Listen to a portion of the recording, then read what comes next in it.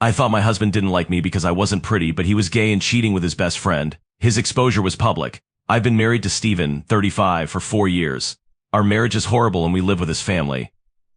Steven looked terrific when we met. Nice, successful, and from a good family. Everything went well during our year-long dating before we married. Marriage changed things. On our wedding night, Steven barely touched me. I knew the festivities fatigued him. As days evolved into weeks and weeks into months, intimacy decreased. He resisted or made excuses when I started. Steven told me a secret 6 months into our marriage. He disliked me and said my body wasn't his. Devastated, I asked him why he married me, and he responded he wanted to like me. This revelation crushed my self-esteem. To get his attention, I dieted and considered plastic surgery. No change. Steven grew distant as our intimacy issues deteriorated. Being with relatives made things worse. They value kids and are conventional. They made cruel comments about my fertility when our marriage went childless. Early signals were weak. Steven's mother asked when we were having kids, or his aunt suggested a fertility herb. Time made the comments worse. Steven's grandmother asked me if I was sick at a family meal. A healthy young couple without children after 2 years was unusual, she said. Disgraced, I fled the table crying. I never had Steve's defense. His relatives yelled at me as he sat silently. I asked him later and he shrugged, claiming family continuity was their priority. Multiple fertility clinics have welcomed Steven. I thought we might be examined together to make sure neither side had issues. He repeatedly dismisses my appeals, arguing doctors shouldn't meddle in our personal lives. His unchecked status has strengthened his family's view that I'm the problem. Their labeling me defective is affecting my mental health. This place feels lonely with no one to turn to. Steven spent more time with his 32-year-old best friend Robbie as our marriage collapsed. I was pleased Steven had someone to confide in, believing it would help him overcome his marriage issues. But soon strange trends appeared. Steven frequently canceled our Robbie dates. After partying with him all night, he'd stink of beer and cigarettes. I questioned where he was, and he got hostile and accused me of not trusting him. Steven swapped our bed for Robbie's. He pretended he was drunk and couldn't drive home or that they played video games. The man disappeared for 3 days. He pretended nothing was wrong and got agitated when I expressed my concern and dissatisfaction at home. This connection felt universal. After planned shopping trips, they spent hours picking clothing and accessories. Steven hated shopping with me. He immediately desired mall weekends with Robbie.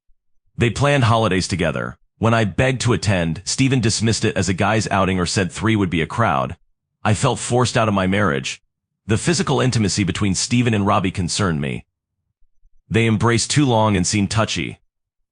I'd see them sitting too close, on the couch or wrestling privately. When I entered our kitchen, I spotted them. They split as Robbie held Steven's waist and saw me. Steven dismissed it as paranoia, but I kept thinking about it. Robbie fed Steven his burger at another family BBQ. The intimacy and their look made me feel like I was intruding on a beautiful moment. Despite warnings, I tried to rationalize my overreaction. Steven was my husband. He chose my marriage. I couldn't shake my suspicions that their friendship was more than it seemed. I wanted our 4th wedding anniversary to reconnect and improve our marriage. I cooked a great dinner, got new lingerie, and wrote Steven a lovely letter professing my love and readiness to work things out. Steven didn't mention our anniversary. He went to work silently and never returned. He ignored my calls and SMS. Hours later, I was furious. I finished after midnight. I knew his likely whereabouts. To confront my husband and bring him home, I headed to Robbie's. I had no idea that night would change everything. First update. Robbie's front door was slightly ajar when I arrived, shocking me. As I entered, I heard soft music. No one responded to my shouts. Opening the door made me nervous. The living room was messy.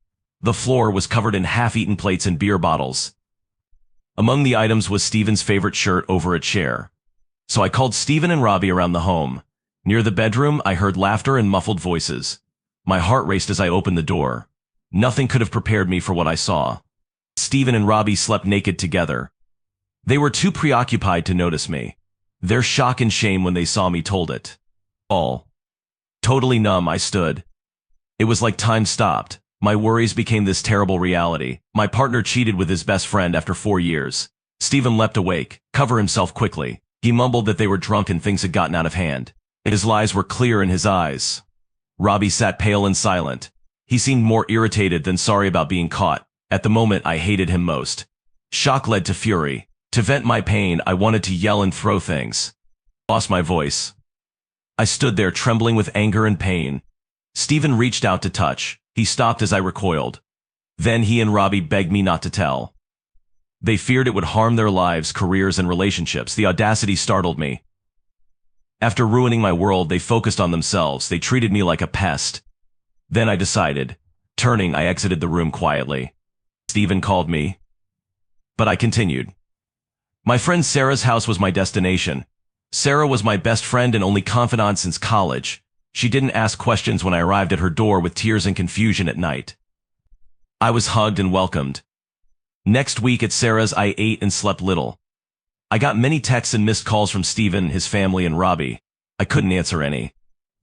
I contemplated that week. I relived my marriage, recognizing all the signs I missed. Stephen made me feel unattractive, small, and unloved. I realized I'd lost myself as his wife. I questioned why Stephen married me. Why marry a gay or male attractive man? Was it all a cover? Was I a beard for him? I was infuriated thinking about it. Stephen not only cheated on me, I lost years to him. He lied and made me feel ugly and infertile. I planned after the shock. I couldn't ignore it. Stephen and Robbie shouldn't keep their secret after hurting me. I got another chance and self-esteem. Sarah helped me gather proof. We checked my phone and social media for suspicious Stephen or Robbie texts. Later, many were disastrous. Also tracked their movements. While with Robbie, Sarah drove past his house or Stephen's job to take photos. It could have been lovely to feel like private investigators under different circumstances. I responded to Stephen's emails a week later. I said I wanted time to think and will contact him when ready. After calming down, he stopped calling and texting. He had no idea I was building the power and information to destroy his seemingly perfect life. Second update: my life has changed 6 months since that dreadful night at Robbie's place. Inform you of what's happened since. I implemented my plan after a week at Sarah's. Sarah and I collected several Stephen and Robbie affair documents. A bar parking lot kiss clip, compromising photos, and amorous text messages were available. I compiled this material in one folder. On Sunday afternoon, Stephen's family would have lunch, so I sent everything to the family group chat. I briefly stated my findings and resolved to divorce. Rapid and chaotic response. My phone exploded with calls and texts. Stephen's family, who hated me, apologized and helped. It was almost comical how quickly they turned on Stephen after discovering his crime. Naturally, Stephen was furious. He slandered me, accused me of ruining his life, and threatened to sue me for defamation. Truth was on my side. I wouldn't leave. I posted proof on social media, tagging mutual friends and coworkers. Though petty, gaining control of the story felt liberating after years of being made to feel small and useless. Big fallout. After his conservative bosses uncovered the affair, Stephen was sacked. Many friends left. His family was ashamed and dissatisfied without entirely shunning him. Not much better for Robbie. Last I heard, he moved to a different city to start again. I started divorce instantly. It was easy given the circumstances. Stephen didn't dispute, likely wishing to finish quickly and quietly. 3 months after my divorce, I've never felt freer. Lighter shoulders. No more acting or pleasing folks who never liked me. Left city. I changed jobs and started again. My long, low self-esteem is growing. Therapy helped me heal from my marriage and affair. Reconnecting with my ex-boyfriend Mark was unexpected yet great. Our collegiate romance ended after graduation. He helped and befriended me after my divorce. First I hesitated. My last wish was a new romance. Mark's patient and understanding. We started by discussing our lives.